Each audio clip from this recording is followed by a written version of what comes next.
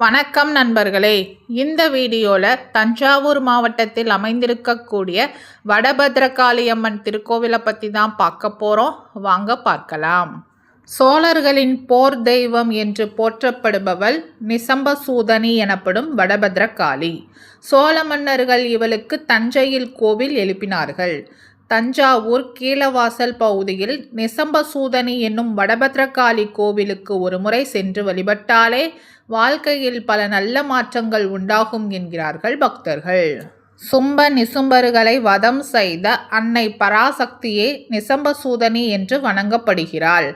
அசுரர் கூட்டம் அதிகரித்ததை அறிந்த சக்தி தேவி அசுரர்களை அழித்த பிறகு கௌசிகி என்ற அழகிய பெண்ணாக உருமாறி சும்ப நிசும்பர்களையும் அழித்தாள் என்கின்றன புராணங்கள். எதிரிகளை அழித்து நல்லவர்களை காக்கும் இந்த நிசம்பசூதனியை சோழர்கள் குலதெய்வமாக போற்றி தென்னகம் எங்கும் அவளுக்கு ஆலயங்கள் எழுப்பி வழிபட்டார்கள் என்று கூறுகிறது தலவரலாறு. திருப்புரம்பியம் போர் வெற்றிக்கு பிறகு விஜயாலய சோழன் தனது வெற்றிக்கு காரணமான நிசம்பசூதனிக்கு தஞ்சையில் கற்றளை எழுப்பி தங்கள் குலம் காக்கவும் தொடர்ந்து வெற்றியை அளிக்கவும் வேண்டிக் கொண்டார். தஞ்சையை சுற்றி 8 திக்கிலும் காவல் புரிய அஷ்டகாளிகளை பிரதிஷ்டை செய்தார் என்கிறது தலவரலாறு.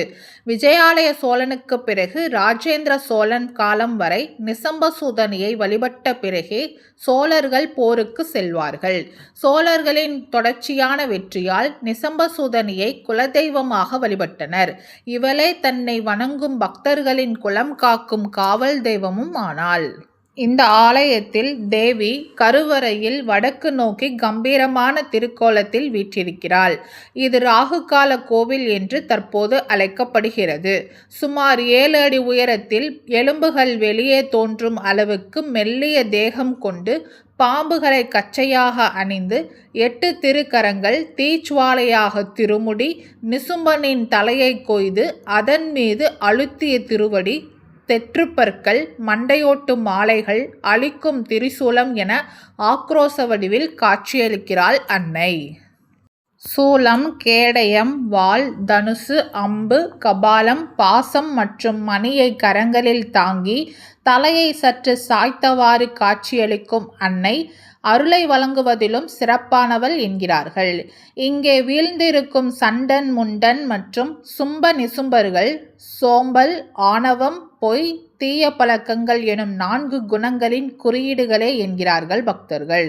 இவளை தரிசித்தால் இந்த 4 தீமையும் வீழ்ந்துவிடும். அஞ்சும் வகையில் அன்னை கோர ரூபம் கொண்டாலும் பக்தர்களுக்கு அருள் புரியும் கருணை கடலாய் திகழ்கிறாள் என்கிறார்கள் பக்தர்கள். வெள்ளி, செவ்வாய், ஞாயிறு, அமாவாசை, அஷ்டமி, நவமி, பௌர்ணமி, ராகுகால வேளைகளில் இந்த அம்மனை தரிசிக்க வரும் பக்தர்களின் கூட்டம் அதிகமாக காணப்படும். சோழர்களுக்கு பிறகு நாயக்க மன்னர்கள், மராட்டிய மன்னர்கள் அம்மனை வெற்றி தெய்வமாக வணங்கி வந்துள்ளனர். தற்போது இந்த ஆலயம் தமிழ்நாடு அரசு இந்து சமய அறநிலையத்துறை மற்றும் தஞ்சாவூர் அரண்மனை தேவஸ்தானத்தின் கீழ் செயல்பட்டு வருகிறது.